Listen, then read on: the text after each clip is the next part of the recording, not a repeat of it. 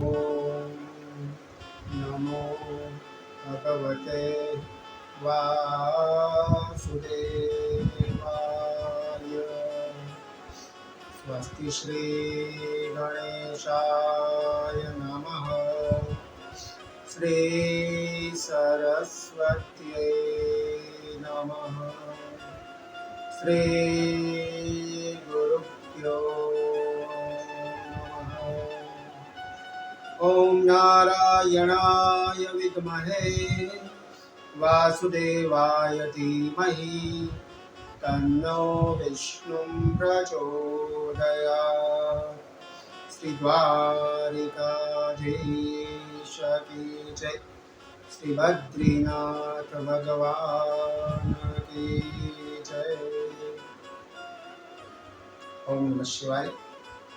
આજે આપણે ફરી એકવાર પદ્મ પુરાણ અનુસાર યોગીની એકાદશીના મહિમા અને એની કથાની ચર્ચા કરીશું. પદ્મ પુરાણ અંતર્ગત ભગવાન શ્રી કૃષ્ણ અને યુધિષ્ઠિર મહારાજનો સંવાદ છે. એમાં એ સંવાદને હું માધ્યમ બનીને તમારી સમક્ષ રજૂ કરું છું. એક દિવસ યુધિષ્ઠિર મહારાજ ભગવાન શ્રી કૃષ્ણ દ્વારકાધીશ પાસે આવી નમસ્કાર કરી પાપ વિમોચન કરનાર યોગીની એકાદશી વિશે પ્રશ્ન કર્યો છે. ભગવાનને પ્રશ્ન કર્યો કે ભગવાન આપ મને યોગીની એકાદશીનો મહિમા અને એની કથા કરો. ભગવાન કહે છે કે હે ધર્મરાજ યુધિષ્ઠિર, યોગીની એકાદશી મહાપાપ નાશિની છે, મહાપાપમાંથી મુક્ત કરનારી છે. આમ કહી ભગવાન હેમમાલી યક્ષની કથા કહેવા લાગ્યા. અલકાપુરીમાં યક્ષોના રાજા કુબેર રહે છે.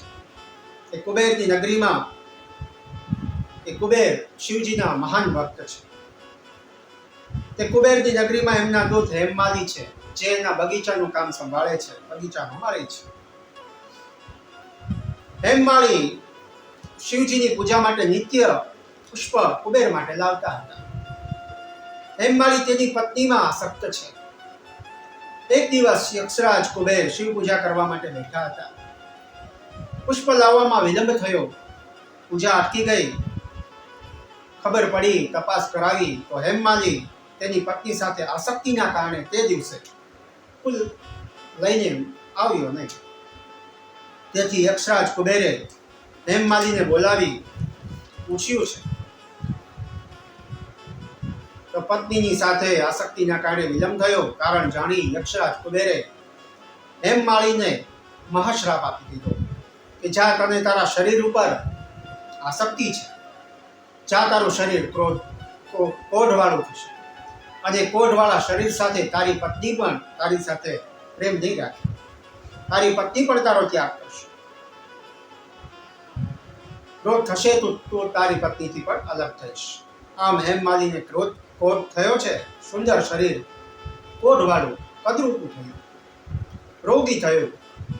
તેથી યક્ષોની નગરી છોડી દૂર જંગલમાં ગયો. તેની પત્નીએ એનો ત્યાગ કર્યો, દૂર જંગલમાં જતો રહ્યો. દેવયોગે એ દિવસે એની મુલાકાત મહામુનિ માર્કંડેય સાથે થઈ છે. મહામુનિને જોઈ હેમમાલી લાકડી પડે એમ પડ્યો. મહામુનિએ પૂછ્યું કે હે મહારાજ, મહામુનિએ પૂછ્યું કે હે વત્સ, તારું શરીર આવું રોગી કેમ છે, કોઢવાળું કેમ છે? હેમમાલીએ કુબેરજીના શ્રાપની બધી વાત કરી. તો મહામુનિએ કહ્યું કે હે હેમમાલી, તે શિવજીનો અને તારા રાજા બંનેનો અપરાધ છે. માટે તું શિવજી અને કુબેરની માફી માંગી અને પછી તું યોગીની એકાદશીનું વ્રત વિધિવત રીતે કરજે.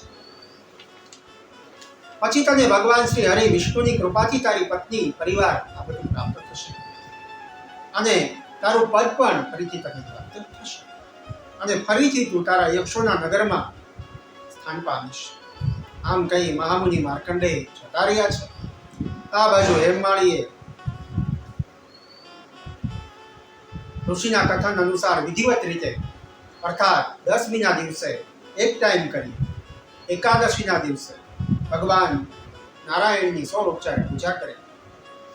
મંત્ર ઓમ નમો ભગવતે વાસુદેવાય મહામંત્રનો જપ કર્યો, ઉપવાસ કર્યો, જાગરણ કર્યું ભગવાનના નામ સાથે, અને દ્વાદશીના દિવસે પંચ ઉપચારથી પૂજા કરી, ક્ષમાયાચના કરી ભગવાનની, બ્રાહ્મણોને વિધિવત રીતે દક્ષિણા આપી, વિધિવત રીતે યોગીની એકાદશીનું વ્રત પૂર્ણ કર્યું. ભગવાન દ્વારકાધીશ કહે છે કે હે યુધિષ્ઠિર, મહામુનિના કથન અનુસાર હેમમાળી રોગથી મુક્ત થયા અને તેના નગરમાં જઈ યક્ષરાજ કુબેરની માફી માંગી. કુબેરે તેને ફરી માળીના પદે બેસાડ્યો છે. શિવજીની ક્ષમા માંગી, તે પોતાના ઘરે ગયો. અને આમ હે રાજા, હે યુધિષ્ઠિર, જે યોગીની એકાદશીનું વ્રત કરે છે તે સર્વ પાપમાંથી મુક્ત થાય છે, રોગ મુક્ત થાય છે, ભય મુક્ત થાય છે, એની દરિદ્રતા જાય છે, અને અંતે તે શ્રી વૈકુંઠ ધામમાં નિવાસ કરે છે. અને જે યોગીની એકાદશીની કથાનું શ્રવણ કરે છે તેના પણ પાપ ભગવાન શ્રી હરે વિષ્ણુ કરે છે. આમ કહી ભગવાન શ્રી કૃષ્ણ દ્વારકાધીશે યોગીની એકાદશીના કથાને વિરામ આપ્યો. આપણે પણ ભગવાનના નામ સ્મરણ સાથે આગની ચર્ચા વિરામ આપીએ.